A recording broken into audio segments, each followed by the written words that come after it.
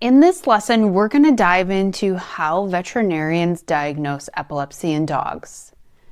If you've already received a diagnosis, you might be wondering, how do they actually know it's epilepsy? Or maybe you heard idiopathic epilepsy and thought, that sounds like a guess. Totally understandable, and you're not alone in feeling that way.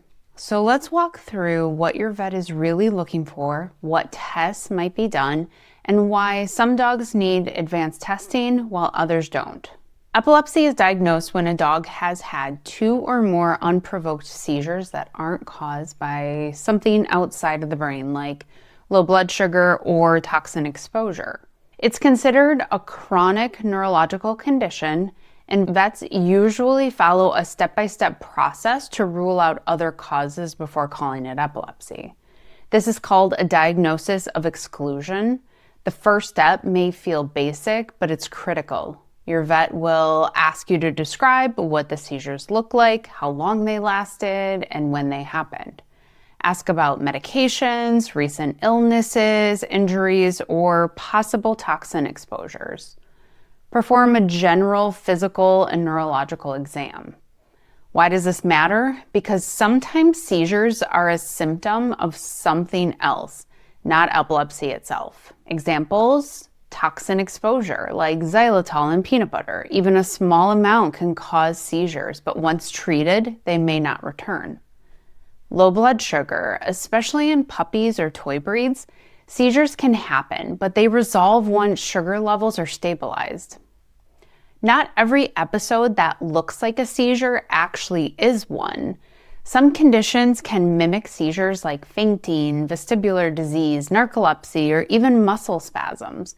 Your vet's job is to sort out whether what you're seeing is truly a seizure or something else, so the right plan can be made for your dog.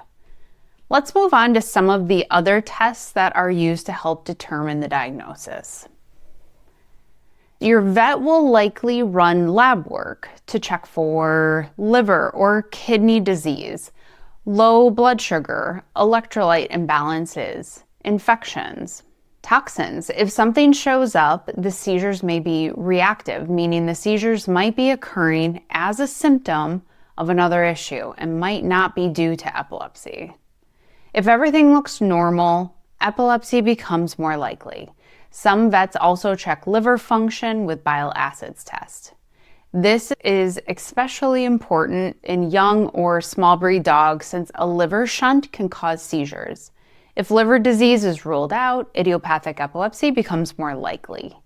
If your vet suspects structural epilepsy, meaning seizures caused by something inside the brain, they may recommend a neurologist for advanced testing, like MRI to look for tumors, strokes, or brain malformations, CSF, spinal fluid analysis to check for infections or inflammation.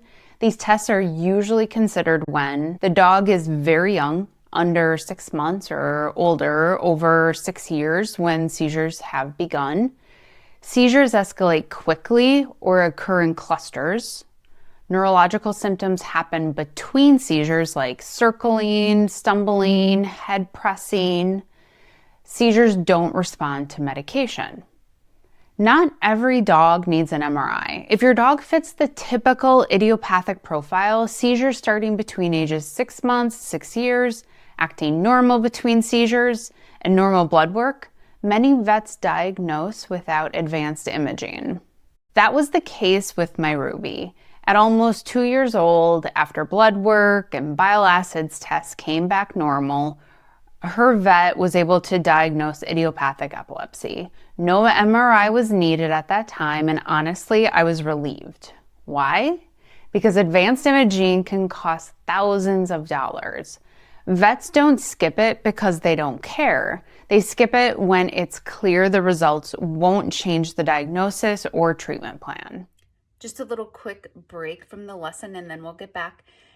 If you have children, seizures can be scary for them. And so you have to figure out a way of how to explain it to them.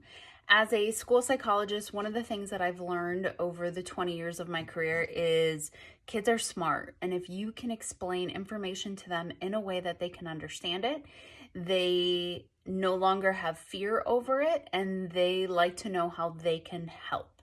So I wrote a children's book called Ruby's Rhythms. Let's learn about epilepsy, starring Ruby. Yeah, because she's a good girl. And it talks about her epilepsy, what's happening when she's having a seizure, and how her friends, the neighborhood kids, can help during that. So check it out. It's in the description below. There's a link to Amazon where you can purchase it. Now back to the lesson. Idiopathic epilepsy is the most common diagnosis. Idiopathic means no identifiable cause. It tells us the seizures are coming from the brain itself. Other causes have been ruled out. The brain looks and functions normally between seizures. There are likely a genetic link, especially in certain breeds. It may sound vague, but it's a well-recognized and accepted diagnosis worldwide and usually very manageable. Here's a quick recap of what your vet may have done. This information is also available in the lesson downloads, so you can have it for your records.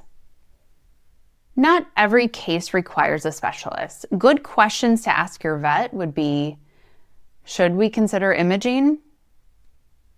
Would a neurology consult add clarity? Are we missing anything without an MRI? You don't need a referral to see a neurologist. When Ruby's seizures escalated, I decided to get one involved. Ruby didn't require any advanced imaging tests, but it became a true team approach between Ruby's vet and the neurologist. It made all the difference in finding the right combination of medications. In the lesson downloads, you'll find neurology visit prep questions. This document will help guide you in questions to ask the neurologist, so you get all of the answers that you need to. I always like going into those appointments feeling as prepared as I can be. Getting an epilepsy diagnosis can feel both a relief and a new wave of uncertainty. On one hand, you finally have a name. On the other, new questions appear about medication, lifestyle, and what comes next. Here's the important part. A diagnosis gives you a direction. It empowers you to take action, monitor carefully, and partner with your vet. In the next lesson, we'll walk through treatment, including what medications mean, how they're chosen, and what to expect.